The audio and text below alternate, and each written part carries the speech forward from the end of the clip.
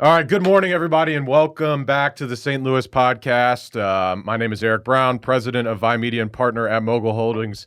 Sitting next to me is Adam Ferris, founder and CEO at Skylink. Today we have Matthew Fleshman, a.k.a. the Car Dad, on the St. Louis podcast, and we're going to get into the weeds with him and his business. But before we do, this is the St. Louis podcast where each and every Friday, 7 a.m. Central Standard Time, we drop an episode on all major podcasting, audio, and video platforms where we meet with the most badass people, creators, talk about business, entrepreneurship, and current events. So, how are you doing? I just like the fact that I just got called a badass. That's right. That's good. That's good. That's right. It's a huge way to start the day. That is. So I'm good now. So we're done. No, I'm awesome. How are you? Doing great. Besides, I guess we need the rain outside. I don't want to talk about the weather, but what a horrible day. Yes. It is a terrible day. You know, I'd like to think, I guess, is it Hurricane Beryl? Yeah. Like Houston's. Houston. I saw 2+ million people are out of power. Yeah, it's bad. So we're doing all right.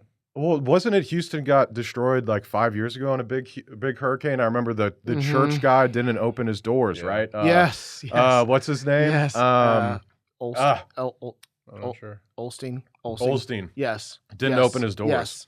That's that's what that meme was the other day that I saw. It said Olstein preparing for a flood. It was a lock. Yeah. Okay. That's exactly what it was. Yeah. Okay, good. And now, so I read briefly that I guess they increased the taxes on energy in Houston to upgrade. After that, no upgrades happen. My in-laws live in South Texas, deep South Texas. Yes. Really?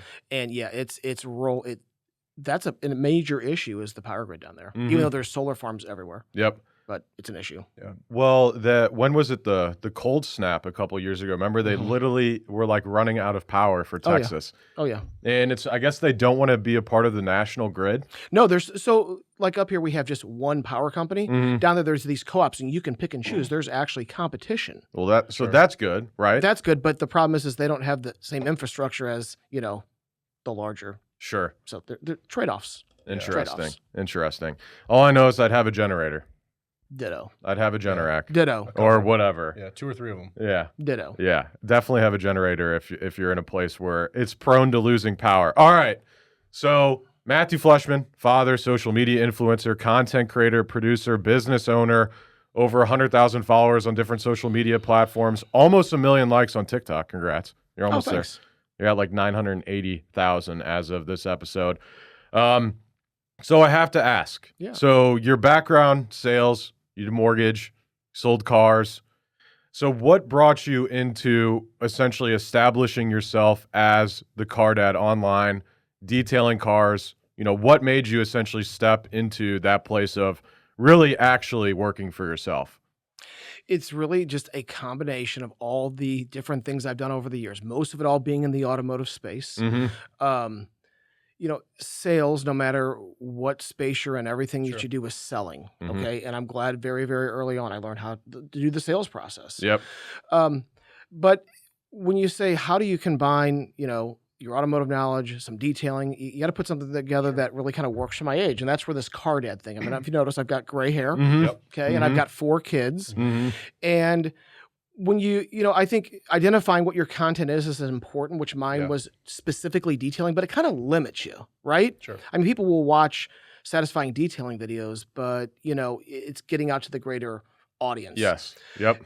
And also, for part of what my business is which is not only the automotive space, but it is also social media outside of that. It kind of helps delineates that I do things other than just detailing. Yep. So that's where that real need came in, to where now I can do things where I'm influencing on behalf to start actually making money. And I think that was the key is how do I make money with all the social media posts, right? That's where it came down to. It was just kind of realigning my personal brand to something that frankly is just more marketable. Yeah. Yeah. So detailing. So what was it that drew you to that? Why detailing? Was it you made a couple of videos, you had good feedback and you're like, this is a thing? Or was it like, I'm going to do this, detailing is my thing and that's it? I think it comes down to the number one component of anything that you do is you have to be passionate about it. Right? So it's my passion, number one. Okay. I've been passionate about it since I've been 15 years old. Yep. Actually before that, but really passionate since I've been 15. So detailing, we talked a couple weeks ago on the podcast about businesses that you can start that if you're an entrepreneur and you don't need a large amount of money, especially like mobile detailing, Correct. right? I mean, you can use your car You can. at the end of the day. Yes. And you just need the tools in order to do so. So we said, that was one of the, I guess we went through a couple handfuls of industries that you could open, and that was one of them. And I know you get asked a lot on social media, with starting a detailing company, right? And what it entails. So I'm curious, with all of the people that, reach out to you, what's like the common thing that they ask, number one? And is there a common thing that is stopping them from actually being successful? I think for people who are just getting started out, it's always going to be, where do they begin? I think in the beginning, when you want to be an entrepreneur, you want to help everyone. Yeah, correct. Right? So it's helping them kind of scale down and realizing you just need to kind of focus on a few things that you can do well initially, because no matter what you say, you still have to deliver it. Yep. So making sure they understand where to kind of place themselves. And also the second part is kind of filling them in on the blanks of just things they didn't think about. Because we talk about low point of entry skills or businesses, detailers, nail techs, something that doesn't require a lot of training. The challenge with that is they're good at that, but they don't understand they need all these other things to be successful. So it's just where to go and just general pitfalls. Yeah. Those are the two big things in the very beginning. Yeah. Yep. And then the people that are trying to grow, is there a common problem where they've started, maybe they have, they're part-time, it's a side hustle, but they struggle to actually make it a full-time gig?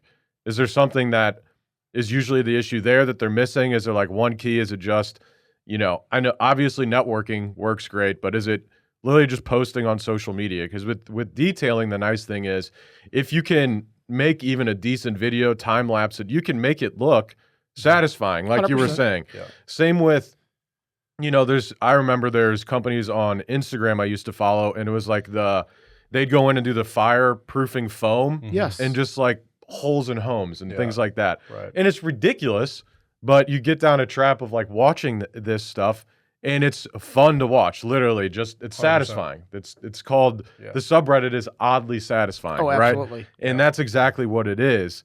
And I think really a lot of people and a lot of business owners, number one, are scared to post on social media for some reason, or they use it as a mental blockage of saying, I hate social media, so therefore I'm not going to use it. Yeah. Newsflash, I fucking hate social media, but I have to use it for my business. Correct. Yep. And I actually just posted it this morning. I said, I create content not to be seen, but to eventually disappear. I get that. Right? I get that.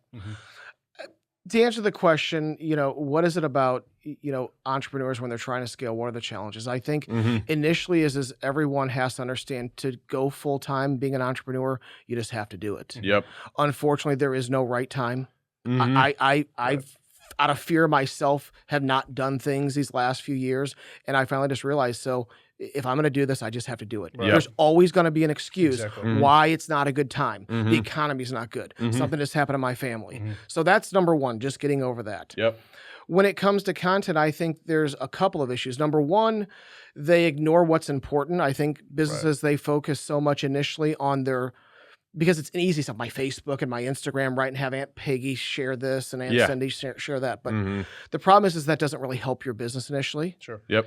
And I think you know where I'm going with this. Correct. Because it's that mindset. I literally had this conversation with somebody who's been in business 6 years today and is struggling.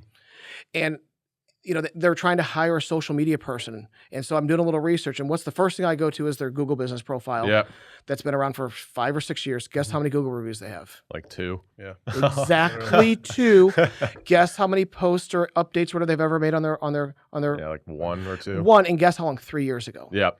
So that initial conversation of saying, you were ready to invest all this money into social media strategies and hire this and hire that. You're not even focusing on the basics. And then not to mention probably the person that was going to make this, because the trap is, let's find somebody that's good at TikTok. Exactly. That's great for TikTok, but that's not good for content to actually get you leads or generate business. Right. So that's, I have this conversation quite frequently, and it's actually come up in the last week where, I come across social media marketing companies all the time. Ditto. And the nice thing is, we don't even brand ourselves as a social media marketing company, right? All we care about is generating leads and, bottom line, return on investment marketing strategy. So when I talk to a social media marketing company, at the end of the day, sure, those companies work great in some industries, but for the large majority of business owners, social media cannot be your only strategy. Nope. And if it is, there's a reason that you probably hate social media. It's Correct. because it's not working for you the way you'd like it to. And also you have a lot of, I find that a lot of the social media marketing people are out of college, young, and no offense to them, it's where we started too. Absolutely. 8 years ago. When we started this business, but we also started this business 8 years ago with social media when you didn't even have to have a strategy. Correct. You could literally just post. But now you have to be, it's not just posting, right? Obviously posting is step one, but it's not just posting. And you have to have compelling content, good content, and also authentic. It's very hard for a marketing agency just to take over your social media, platform and act as you, because they're not you. And that's a problem I see all the time. And especially those business owners that don't want to get in front of the camera, that's a problem. I'll tell you, because then you probably just shouldn't be a business owner. Be a quiet investor or whatever. That way you don't have to be forward facing. Right. I tell business owners this all the time. Only you can tell your story. Yep. Right. When I tell your story, it's my interpretation of your story. Mm-hmm. And not that I get it wrong and it's close, but no one's going to tell it like you. Mm-hmm. Just like you and I were talking in the beginning of this, you talk about, social media becomes this pain point for them. Yep. It's because I would probably say the biggest thing I see or need is just somebody that can create content for them because they don't know how to do it, because it's time consuming. Yes. Because you have to shoot it and the lighting has to be good and you have to have the camera and the sound has to look good. And then you have to edit and then you have to post it and then you have to have the copyright. It's massively time consuming. Yep.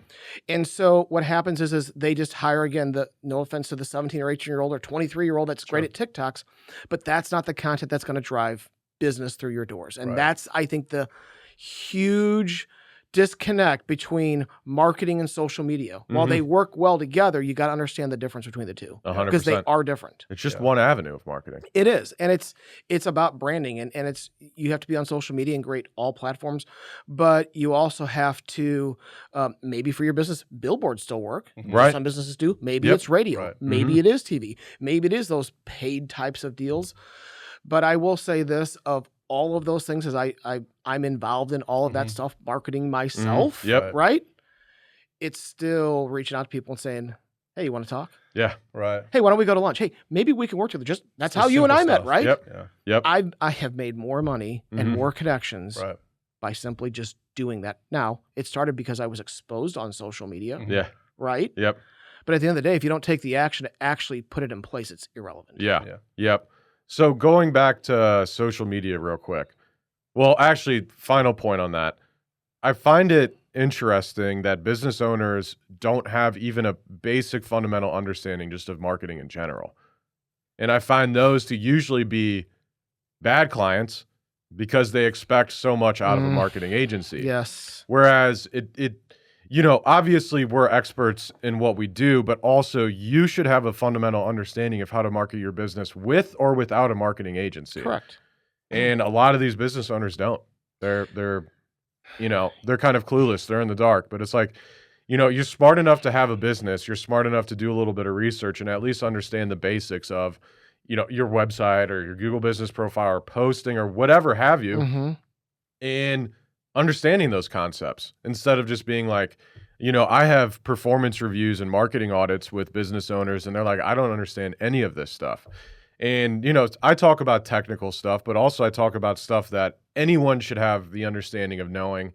If you're in marketing or if you're a business owner, or even if you're an executive in a business, you should know a lot of the stuff that I'm talking about. So it's almost like I don't know. I think what's happened is Is it reliance? in the last, really, I think in the last 5 years, Yep. the shift in what used to be marketing and what worked in marketing, whether it was social, paid ads, whatever, just doesn't work anymore. Yeah. And I think a lot of business owners don't understand that. I think that they don't also understand that your marketing is, again, your brand message. Yeah. They don't understand branding. I think, Right. ask a business owner, what is your, and I do, like when I go out with new clients, I always ask them, tell me what your brand is. Yeah. They can't answer it. Yeah. Right. What's the goal by wanting to hire someone to do your social media marketing? They can't answer Yep. it. Okay. What's your expectation of this person? They can't answer it. The problem is they just don't understand that this marketing is effectively the messaging of their business. And again, the first question I ask every single client at the end of the day, no matter what your product or services is, in your opinion, how do you think people find you? Yep. Outside of a referral, meaning outside of the normal channels. Correct. How do people find you? And scarily, or their answers should be, oh, online. It's not. It's everything else other than Google. Yeah.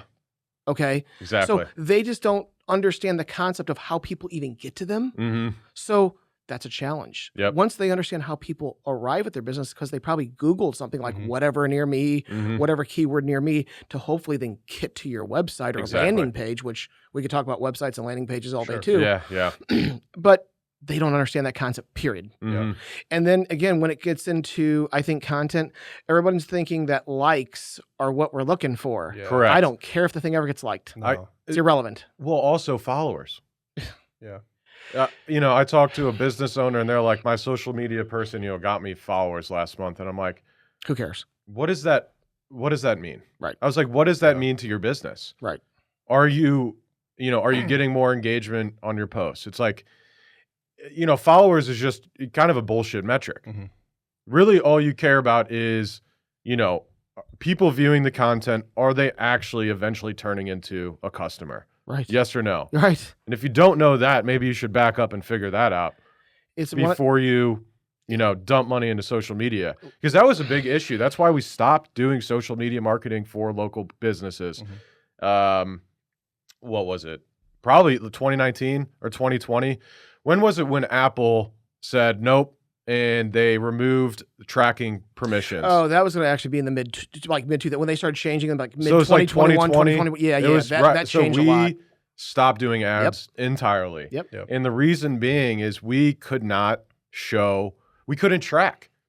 And if there's one thing about marketing that is super important for what we do, it's trackability. If we're not able to see how well something's working, it's like, why are we spending money on it? And it had also gotten to the point, especially over COVID, not only did they remove a lot of the, Apple tracking and things like that, but also you had a lot more people spending money on social media 100%. marketing. So costs went through the roof as well for local businesses, because unlike Google Ads, where you're just competing with people in your industry spending on keywords, on Facebook, you're literally competing with everyone. Yeah. That's why, like, over, Christmas, Black Friday, there are days where if you don't have a specific offer, if you're just a normal business, doing whatever, there are times of the year where you should not be spending money at all on social media, just simply due to the fact of how much other businesses are pumping into it. That's funny that I was going to mention something about that too. That's funny that you brought that up. Yeah. I always tell people your best chance to go viral is during the Christmas season, just based on ad spend on social media, because they're just pushing everything. Yeah. Something I think that you said that's important, and they talk about the spend on just Facebook on these ads. Part of the challenge too is that I don't think people know how to make the right content for their business for that paid ad. I mean, there is a specific strategy that you have to follow. And what they think is they can just make a video, put ad spend behind it, and it's just going to bring in a lead. Yeah. And that's not how it works. Correct. But the second part, which you're talking about with the attribution, I can assure you everybody wants to see the sales attributions of whatever you're doing. Exactly. GA4 helps with that.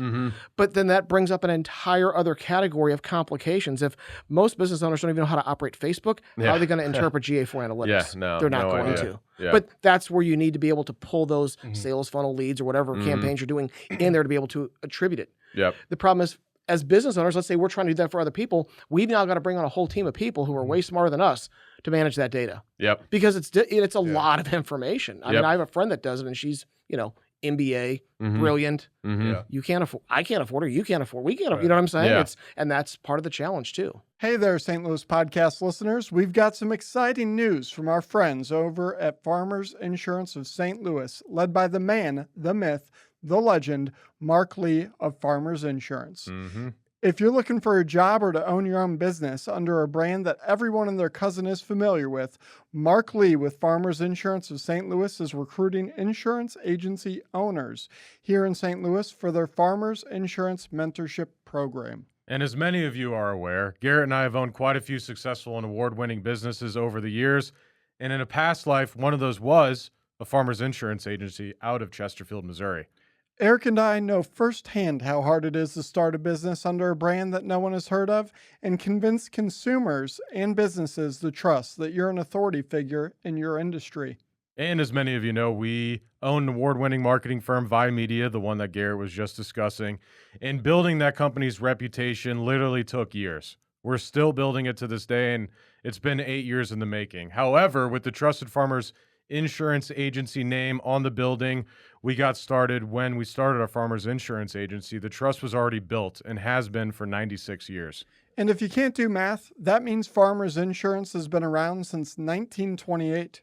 Luckily, you don't need to be a human calculator to get rich as an owner of your very own Farmers Insurance Agency. Nope. All you have to do is reach out to the one and only Mark Lee, the leader of Farmers Insurance in the greater St. Louis metropolitan area.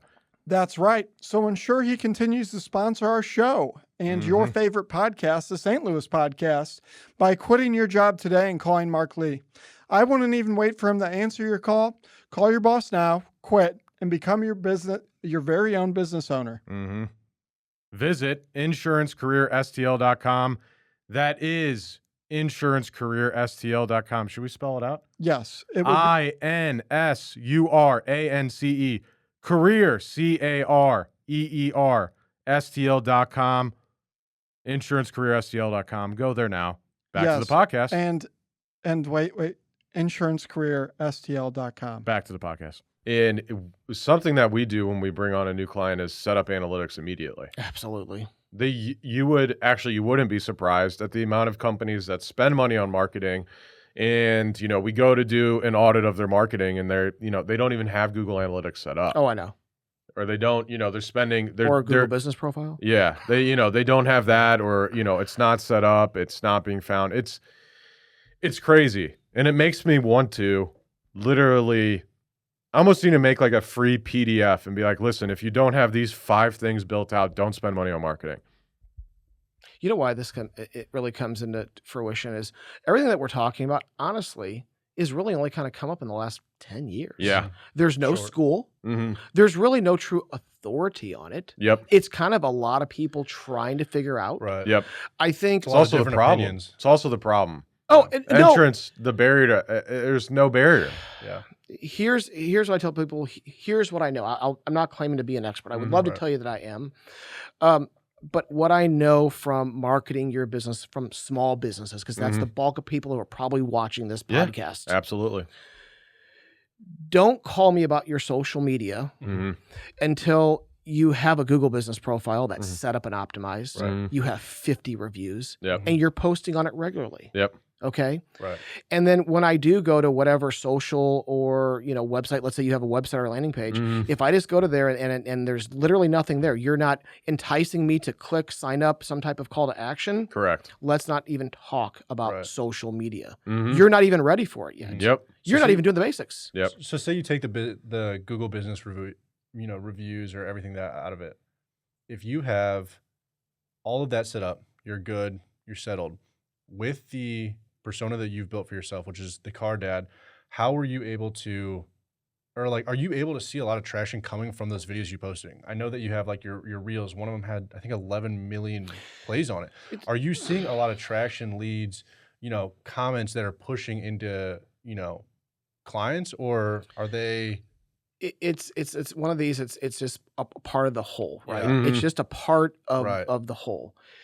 The directly, I'm going to tell you no, because some of those videos, I also am a paid social media influencer and my own brand, so I'm making literally money, CPM, ad revenue, all those things from Facebook. I mean, it's there's a ton of money. Facebook and well, Facebook and TikTok has the two, and then of course YouTube. Right. But then the other component is obviously the store, so Amazon affiliates and that. So some of that stuff that you're seeing on Sure. my social media is directly there because I'm either being paid to do it, Mm-hmm. or I'm trying to sell a product off of one of my shops, right? Yeah. Yeah.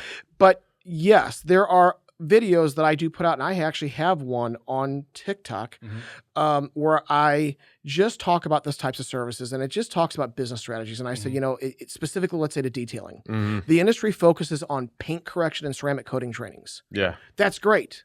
But if no one gets to you, it's irrelevant. Yeah. And so Well, do most people even know what ceramic coating is? I think so at this Yeah. point. But Okay. I think it's just, it comes down to now is if they don't know who you are or where you're at, it's irrelevant. Yeah. So I put this video out talking about that my company doesn't focus on those Mhm. paint correction trainings. I focus on business strategies. Yeah. Right.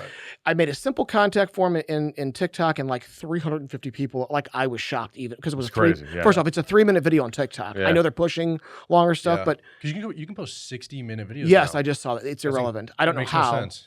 I Who's going to watch 60-minute videos on TikTok? brother, TikTok's, I mean, it's the Wild West. It's Yeah, crazy. it is. Plenty of people. Yeah. That's why I tell people, Yeah. listen, We'll upload. So they just started this, right? We'll Yes. upload the full podcast So- and see what happens on TikTok. Well, I'm gonna that's what tell saying. you It right seems hard now, to track. I've tried to upload a 30-minute for like some of my clients that have Yeah. 30-minute stuff. First off, when you upload it, it takes forever. That gets zero distribution. Yeah.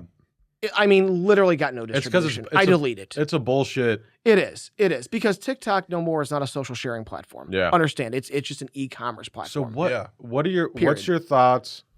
Well, we'll come back to making money because I'm curious about how I post on social media. I get some engagement, but if I can make like $50 a month on Meta, I do it. I'm gonna make you mad right now. Yeah. Okay. I'm gonna give you a real world example. Yeah. All right, because everybody I think thinks when we talk about stuff, Mm-hmm. it's BS. Mhm. Yeah. Okay. And I'm always willing to share like what I do online. I'm Mhm. probably Yeah. more transparent than I should be. Sure. So if you just take a recent social media post of mine, Mm-hmm. all right, I did it on Sunday Mm-hmm. in the detailing world. I posted a picture. Is that the Kia one? No, this is the brand new Okay. 1.8. Okay. You can go ahead and look yourself. How much has Meta paid me? Right there. You could say it.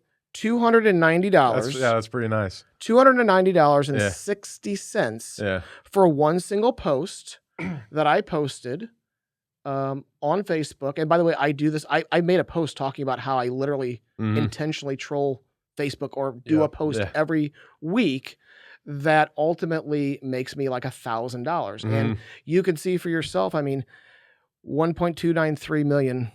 Right. Yep.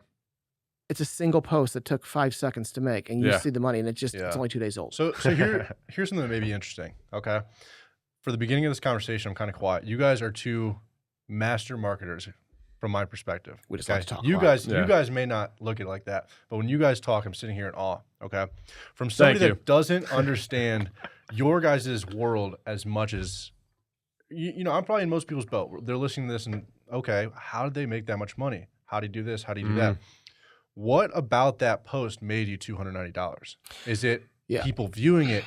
Did you put an ad on it? How does No, Meta I will show you too. I do not run ads. Yeah. how did Meta decide that, you know what, today you deserve $290? Is it just a hit? It- You just post enough videos, one hits? Understand, it's not who decided. It's about the structure of it. The Yeah. biggest thing that Mhm. drives engagement right now are comments Mm-hmm. and shares. We talk about Yeah. bullshit analytics and Yep. likes and followers and all that Right. stuff. Yep. Are they commenting Yep. and are they sharing it? So when you start looking at any of those, like you talk about, I had Instagram videos, 17, 18 million, it's Right. because it's been shared 10, 15, 20, 30,000 times. Yeah. And there were comments in there. So the post was just about how much paint thickness Mhm. was on a car. So first off, detailing content in general is kind of dicey. People are just very Right. toxic in it. But what it does is it invites people to do the one thing everyone loves to do online. That's give their opinion. Yes. Yes. Yep. Okay. That So makes- if you just kind of read, if you just kind of read the text, I'm just simply showing a picture. Yeah. It says 1.89. Most people don't even know what it is. Yeah, I was And about it- to say. So I I believe I saw that. I have it on my notes to ask about what the hell you're talking yeah, about it's here. a paint that But it's brand new. You know, I said brand new, off the trailer, 1.89 mils of paint. The hood reads this. FYI, that's basically, you know, no paint. Yeah. So what should it be? That's just it. Right. There is no. What is General industry standards, 3 to 4 mils of paint. So why is Subaru shit? I thought Subaru was a good It's car not company. about good, bad. It's just that, listen, there's two things. Paint is expensive and it has weight, okay? Okay. Manufacturers have to make lower cost to them cars, right? And lighter cars so that to be more fuel mileage, efficient, right? So yeah. Unfortunately, and we could have a whole podcast about why your car costs today. It's because of literally government mandated things. Yeah. What do you mean?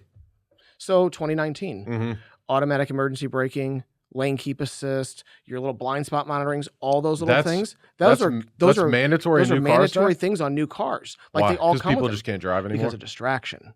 We're trying to really get rid of distracted drivers. So we have to put all these anti-distraction things. Right. Yeah. You know, so there's just safety features as far as crash ratings and, you know, now if you're driving, the bumper can't kill somebody at 5 miles an hour and everything else. I mean, it's okay. I have the cure. Yeah. What if you're now? I don't know how to fix it if you're a passenger in a car. Okay.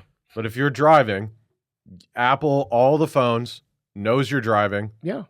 And it's just like, listen, you have like emergency mode or whatever It's in there until already. you pull over. You can do that. But it's not a law. No. Like if they were just like nationwide, hey, listen, in order to get rid of distracted driving, which 99% of people is phone, Agreed. right? Other, 1% is someone picking some off the floor, kids Right. or whatever.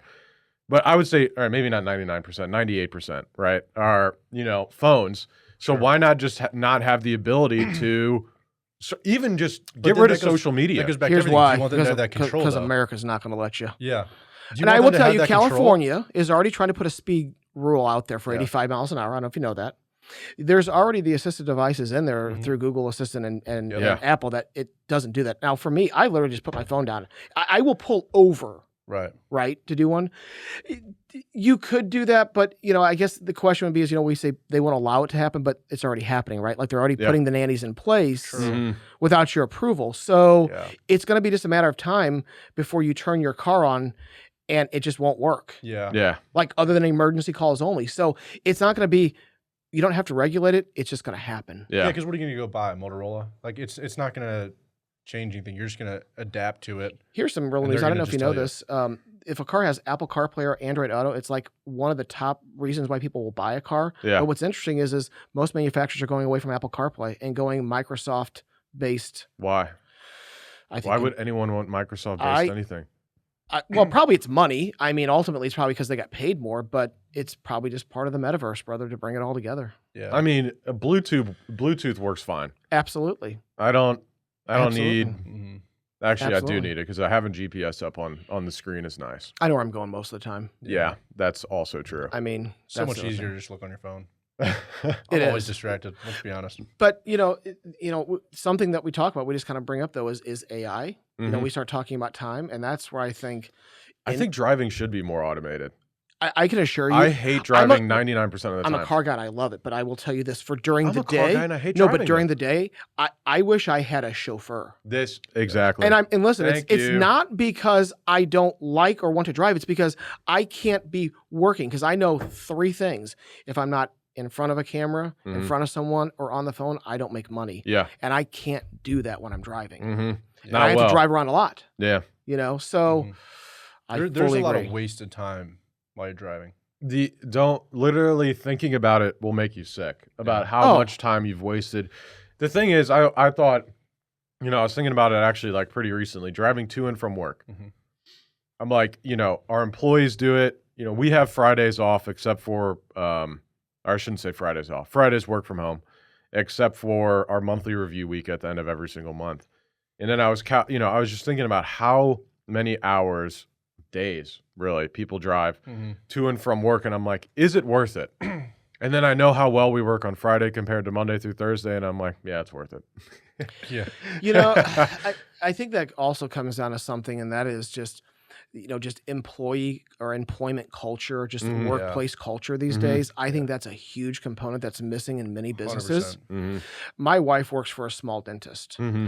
and I will tell you, if you don't like working or don't like working a lot, just work for a dentist because they don't really work much. Dentists Monday don't. Yeah. through Thursday. Yeah. It is a 36-hour work week. Yeah.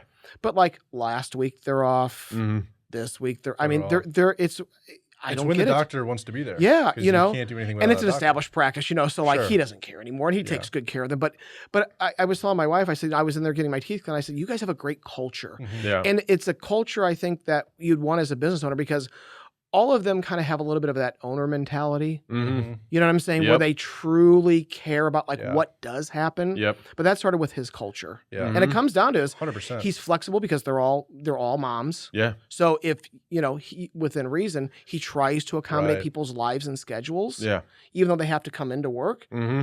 But I think that goes right back to why so many businesses have challenges. They just don't Yeah. have that culture anymore. It's almost non-existent. Yeah. And that comes down from the business owner. Everything comes from the top. Yep. Every issue in business is a result of It's the lack standard you of set. whatever happens at the top. Mm-hmm. Like it or not, in my own company, in your company, it's Yeah. ultimately you. Have you ever read a book about culture? I don't Like, read have books. you- I'm going to be honest with you. I don't like to read. Yeah. And I don't read books. Yeah. Well, have Now, you listened to I stuff listen about to stuff on I don't it. think you So- can. You can't write a book about culture. You Like, can't say that this culture works for you because it's the culture that you set. It's the standard that you set. Your culture couldn't work for my company. My culture couldn't work for yours. It'd be completely different. Like people like You know our what I mean? culture at Vi, and it's hard for me to pinpoint Why? exactly. No, why do they like it? It's hard for me to pinpoint why.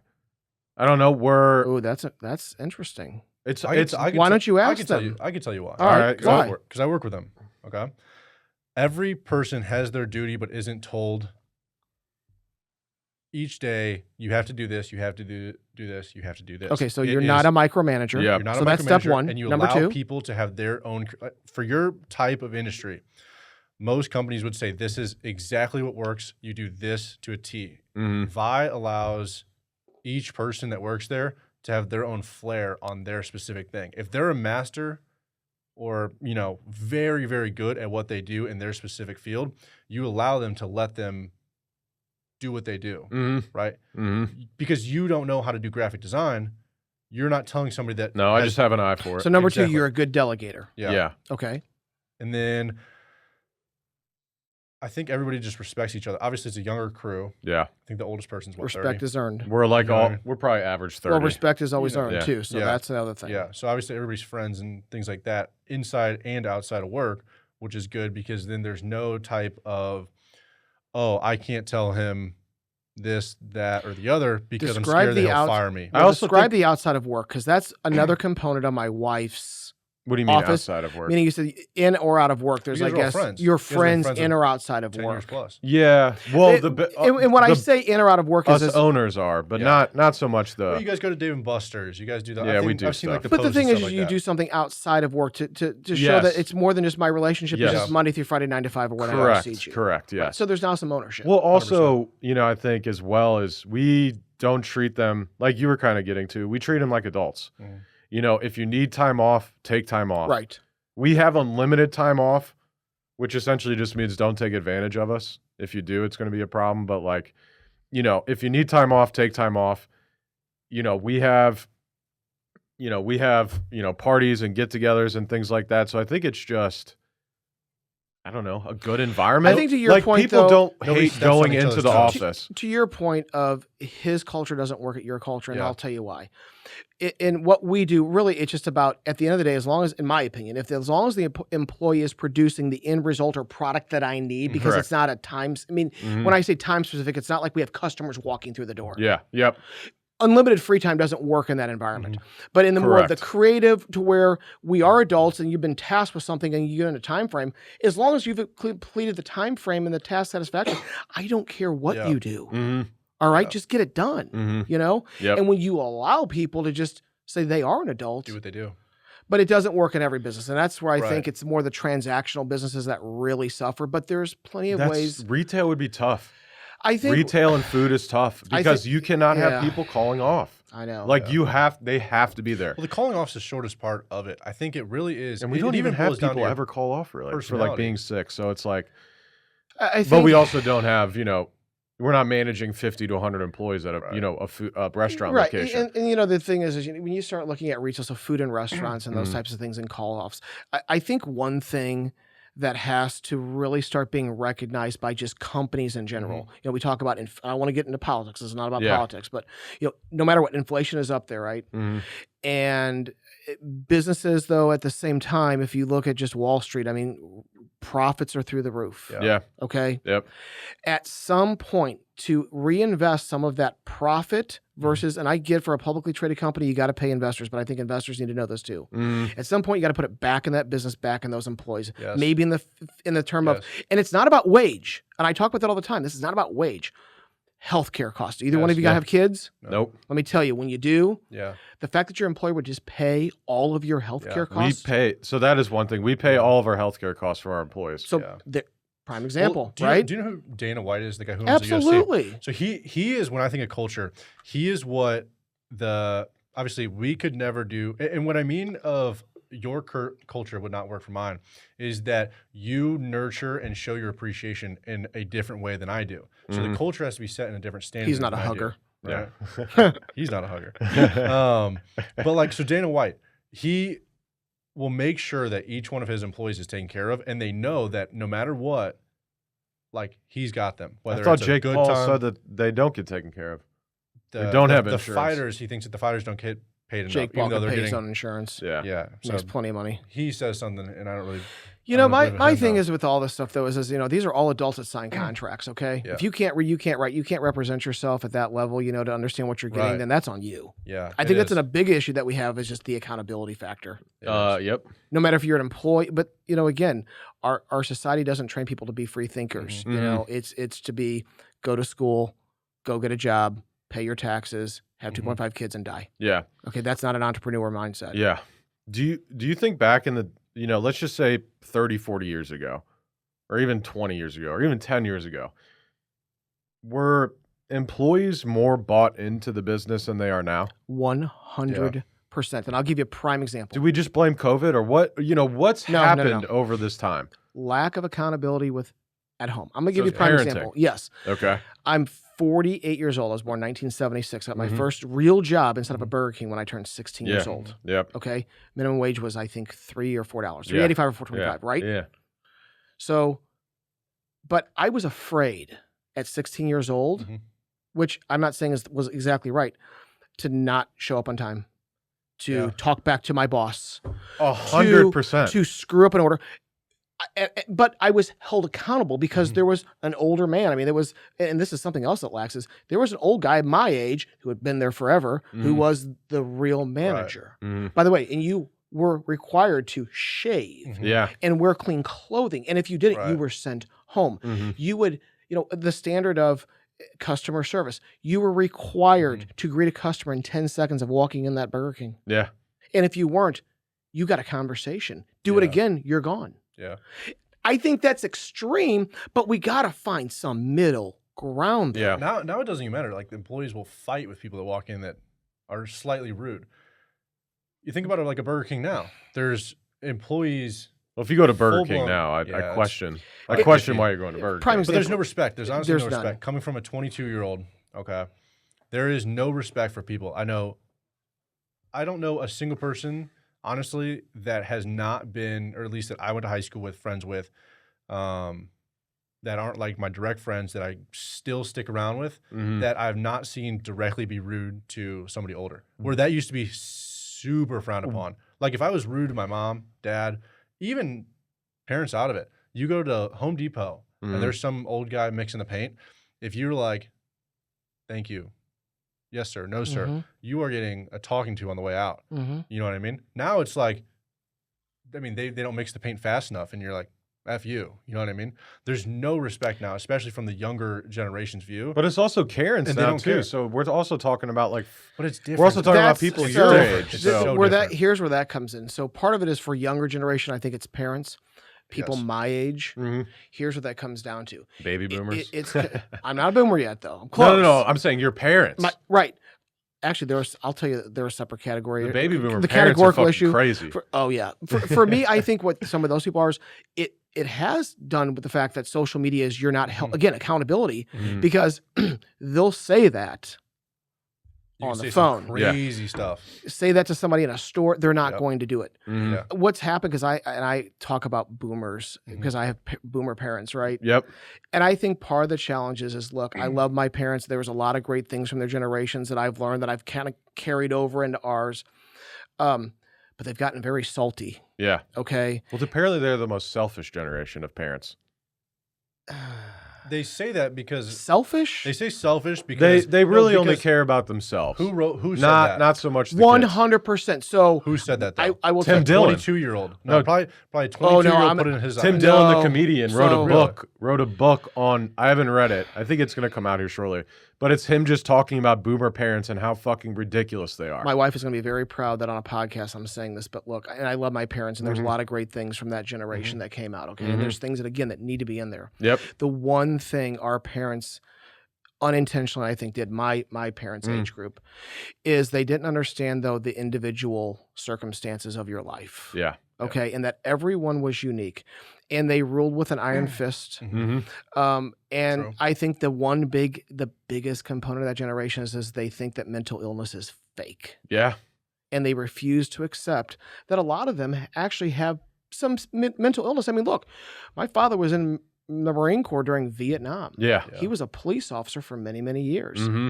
The man has, he's actually okay, but there's a lot of people that age that have a lot of PTSD for that time. Women in general, Right. let's just talk about women. A woman's rights back when my mother was Yeah. 20, 30 years old, how she was treated in the workplace versus today, that caused her anxiety. That caused her fear. Yeah. How they were just treated in general. Mm-hmm. Yeah. And That's in a the good workplace, people were really, the freedom to be who you are, like you just say, was not then back then. Yeah. So you've got a different mindset. And so that's, I think, why you see so much anger from the Karens and from these older people, Yeah. because they really have a lot of untreated Yeah. personal issues or mental illness that, by the way, you can't talk about because that's shameful. Yeah. Right. And a lot Yeah. of times you don't even know. Like, that's actually, I never thought about it from that perspective. But like my mom, for instance, like she works at a hospital and everything like that. The way that she works compared to, a new 30-year-old comes in, the 30-year-old will take vacations, leave early, take lunch, go on vacation again. And my mom will take over that time because probably when she started out, they didn't treat her that way. There was no such thing as, oh, you can just dip out early today. Mhm. It's you work, if not more, and you probably won't get paid for extra time. Part of that too is you got to remember, in some jobs, like a long time ago, you had to work hard to get a particular position in the Yeah. company. Now, I mean, for instance, Now it's a resume. it is. Well, there's also a lot of nepotism. Or maybe that's always been a That's thing. always been a thing. But I there's just more opportunity, I think, today where Yeah. employees have more choices these days than Yep. they've ever had in They the past. 100% do.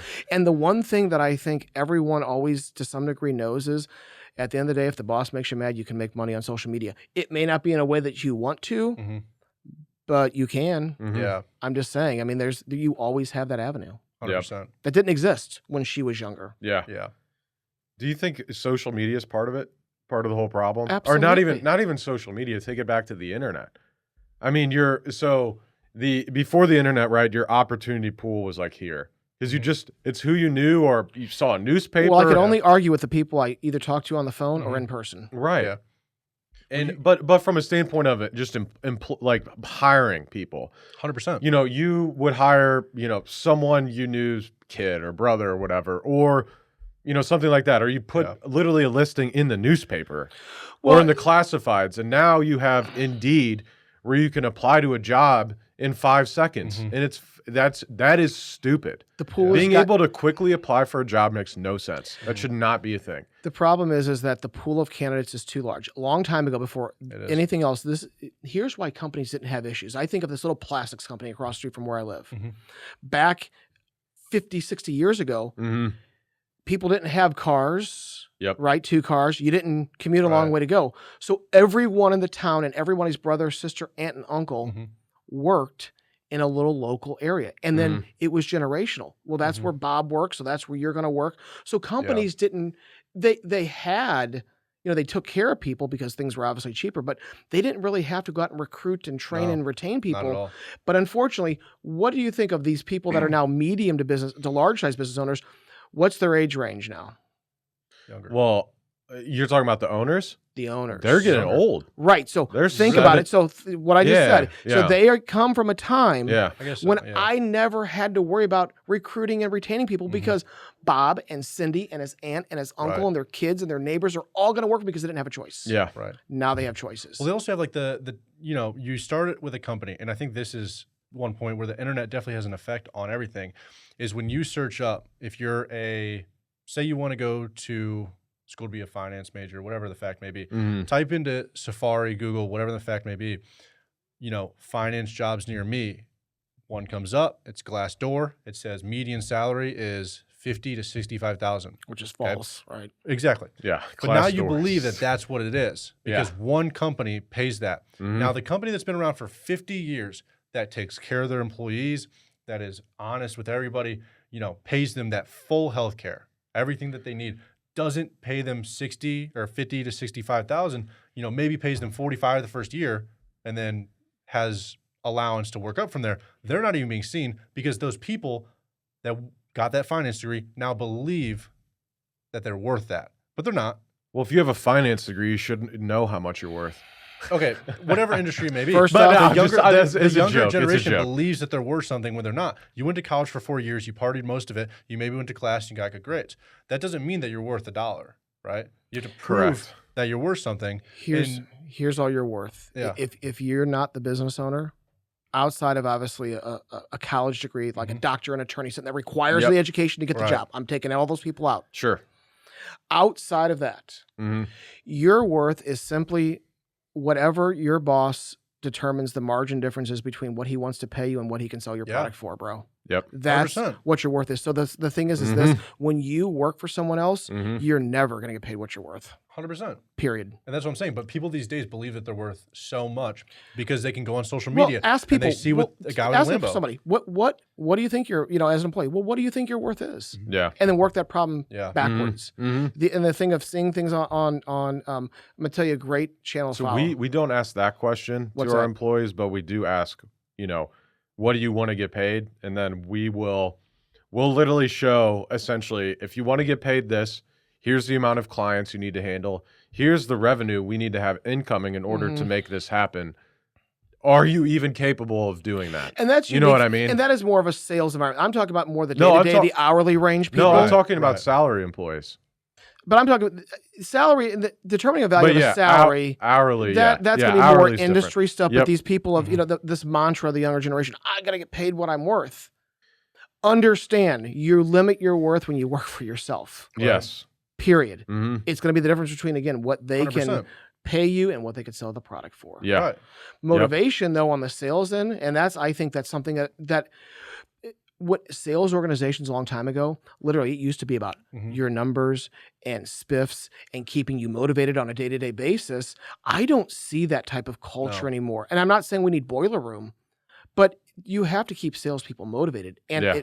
and frankly, if you're a salesperson, it should be big motivation should be money. I mean, that's why you do it. If not, go work an hourly job. Sales, the only reason you do it is money. Right. Yeah. Why else would you do It sales? isn't for freedom. I promise you that you're going to work No. more than if you worked an hourly job. But 100%. it's for the money. So if you're incentivizing Right. them with money, and sometimes it's not always again about money. It's little things throughout the day that you can be doing. Opportunity. Anything. Absolutely. Anything. Yeah. Well, and that's Do people just not understand the value of so you're out of college, you have some degree, you're like, I want to make 70 grand. Do people just not understand everything that goes into say I have the opportunity of two different companies. One's paying me 60 grand, no benefits. One's paying me 50 grand, full healthcare. Everyone that's 24 is going to the one that's paying more money Sure. without even thinking about the cost of what's my insurance going to cost if I have to pay out of pocket. It's going back to what we said earlier about business owners not knowing about marketing. These people out of college just fundamentally do not understand the basics of like finance for themselves. Yeah. it's what's important to you though, and that's the Yeah. thing. If you think about when you're 21, 22, okay, what's the looming factor in your life? It certainly isn't, are you going to have a heart attack next week? Or am I need a cardiac cath? Or am I going to have a stroke? Or how much is my insulin going to be? Unless you're, you know what I'm saying? Can I buy that Mercedes? If you're a dude, it's let's make some money and where are the chicks? What nice restaurant can I go to? Or guys, if you go that way. It's just not their priority, right? It's not their priority. So when they start looking at benefits versus pay, we're a spend society.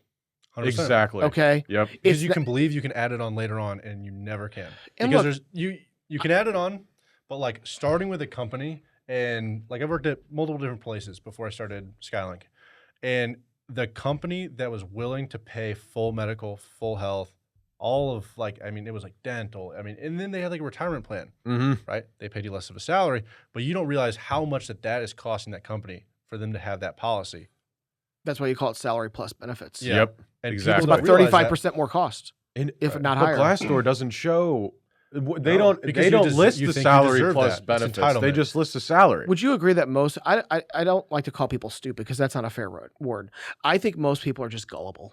Yeah. Okay. Most people just don't take the time to really ever do the research behind anything they look at or see or do. And that's why you have so much confusion in general. Uneducated. Because they see one thing, like you said, somebody says, this is what the cost is, and now that's the gospel. Yep. Right. Okay. If I would say if I see it on the internet without proof, I don't believe it. Exactly. Yep. If there was a TikTok video that said, and it went ultra viral, that said, if you are a new employee trying to find a job, focus on benefits more than salary, people would probably do that. But nobody's pushing that content out, so now nobody knows about it.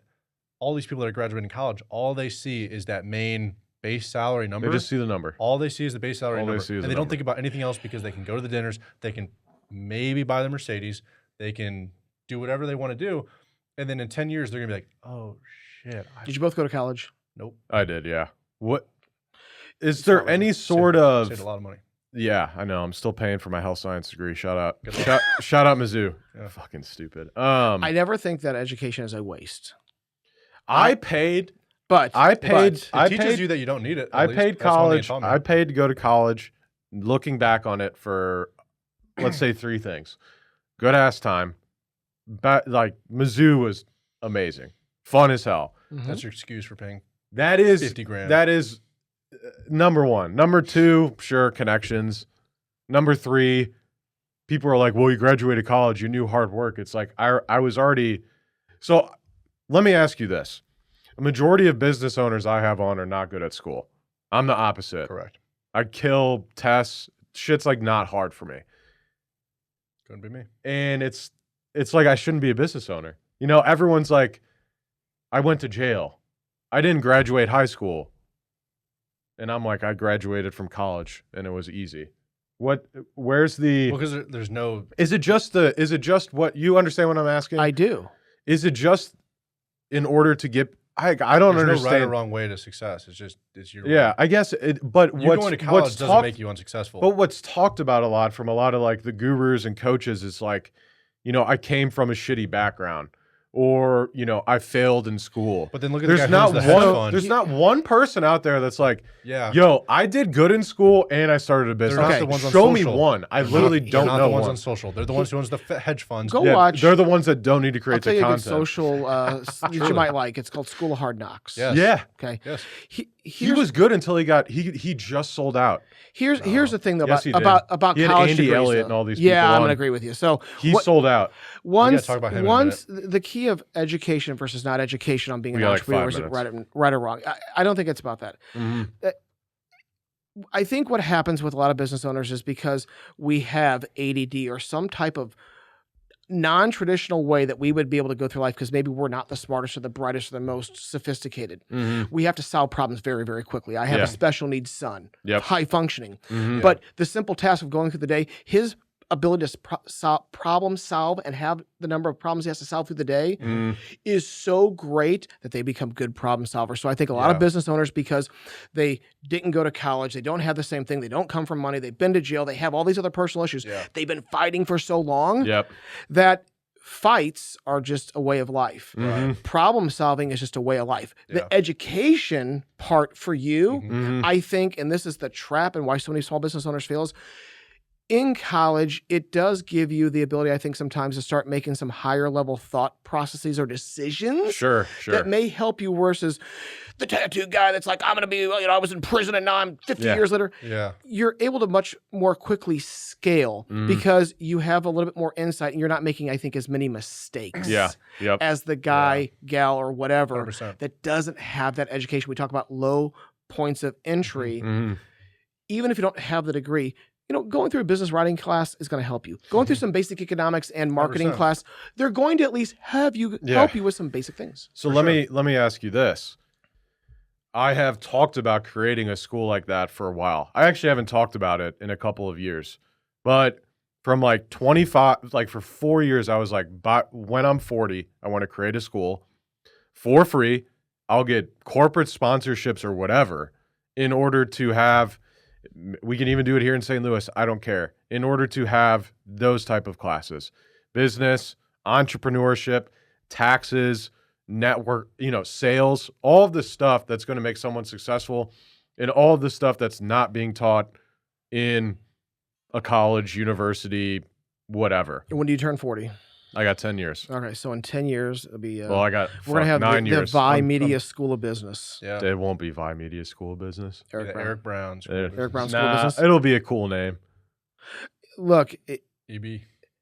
EB School of Business. it's Chem School of Business. I think the key is that just the minimal knowledge. There's just needs to be some minimal knowledge. Well, They it's really do. it can be like I would I'll be even honest, tailor it's it to out be there. like in the evening there. only, like evening only classes, so you can do work. Like the biggest thing is I don't know if I want to do it online, but offering it for free online. What I think some big thing is just I don't want to make money off of it. I'm I gonna be just honest with want you. more people to have an understanding of what to But do. they Like could.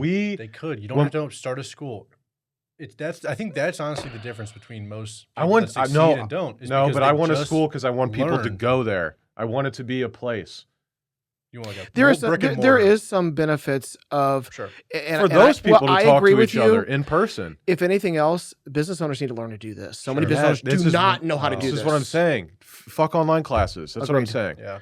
So it has to be in person and I guess that fixes our problem with traditional marketing. yeah, Networking. Well, I hate yeah. networking. And we, when we started Not our that I hate business, doing it. Mhm. we were all 23, 22 years old. We knew nothing about business. All we knew is we've worked in businesses, we knew sales, but we didn't know how to manage books. We didn't know law. I We tell you, there's a knew lot of business owners who insurance. don't know how to manage books either. We didn't know we learned it all ourselves, right? For the most part. We didn't we didn't pay courses and two of us out of the four owners have college degrees. None of us were taught anything that we need to know about doing anything related to owning a business. So it's always just something I've talked about, and hopefully I can make it into fruition again because I would like to eventually do that. But, it would have to somehow be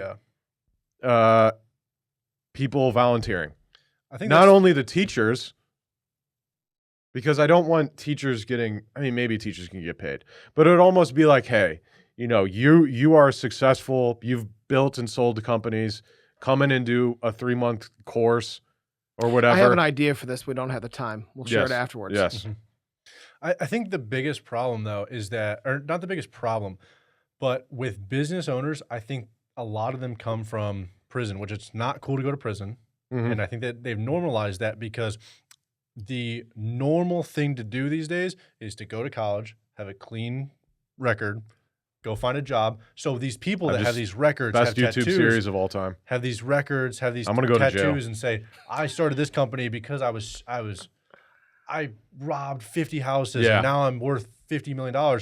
They think that's cool. It's a good story. because it's different than the norm. Mhm. But the thing about it is there's so much to be said about somebody that just has got knocked down so many times that they finally figured out the right way to do it. Yeah. And I think that's persistence, Yep. I think- consistency. yeah. Mhm. I think that's the thing about business owners that may have messed up their early life is they just messed up so many times that they had to have got it right once. It's literally it's the percentage of chance You Yep. have to that just. they had. It's So simple. it's not You luck.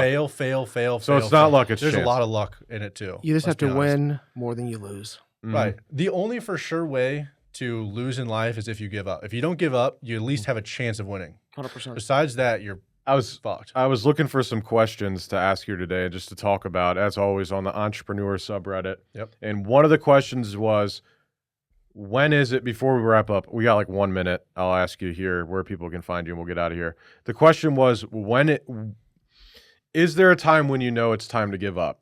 And all of the comments were like, you haven't done this, you haven't done this, don't give up. Yeah. And there was not one comment. Yeah. And Reddit it used to be a great platform. It's not anymore. It's very, yeah. It's mainstreamed. It's part of Google search. It's very one way. And but that subreddit is great because there's a bunch of real ass people in there, and it was all cheerleaders, and I love that. I was like, this is awesome. I was ready for people to be like, give up. Yeah. Not one comment. Never. And I was like, this is awesome. All right. That's all of the time we have for today. Before we get out of here, Matthew, where can they find you? I would just say the simplest way is to find me anywhere online is either Matthew J. Fleshman on Facebook or the Cardad STL on all the other socials. Perfect. Cardad. All right. Well, great episode, guys. We had a good time. That's all the time we have for today. However, we will be back next week with a new episode, new guests, and unfortunately more of myself here and Adam. Couple sponsorships, stlouispodcast.com. It's not a sponsorship, it's our podcast. But please like, review, subscribe, leave a comment, share. Go to the website. We have some cool stuff on there. Halfco Studios, if you're looking to launch a podcast, if you're looking to edit a podcast, if you just need help with distribution, reach out to them at halfcoaststudios.com. And also, last but not least, insurancecareersstl.com. If you're looking to start an insurance brokerage agency, if you're looking to learn from a successful insurance broker and learn how to start a business, you can go to insurancecareerstl.com and find out more information there from the infamous Mark Lee himself. That's all the time we have for today. See you next week. Thank you. Hey there, St. Louis podcast listeners. We've got some exciting news from our friends over at Farmers Insurance of St. Louis, led by the man, the myth, the legend, Mark Lee of Farmers Insurance. Mm-hmm.